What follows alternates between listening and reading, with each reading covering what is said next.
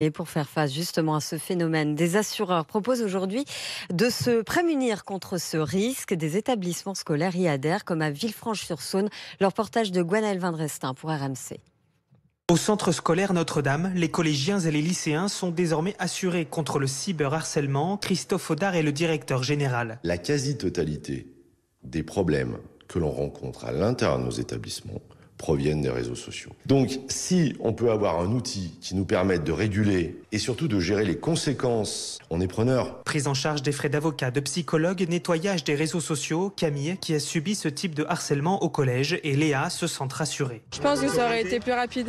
J'en aurais parlé plus facilement et ça se serait arrêté plus vite. On ne peut pas contrôler ce que les autres vont faire avec ce qu'on va poster sur ces réseaux sociaux, ce qu'on va dire. Donc ça peut peut-être justement aider. 1400 élèves sont concernés cette année par ce test qui met en évidence des manques dans ce domaine, selon le directeur de cette école privée. Pouvoir être en mesure de proposer un soutien psychologique immédiat, on n'est pas en mesure de le faire. Exactement la même chose pour la e-notoriété. Tous les établissements scolaires de France, malheureusement, ne sont pas dotés de ces compétences-là. Le coût de l'assurance, 18 € par an et par enfant, est intégralement pris en charge par l'établissement.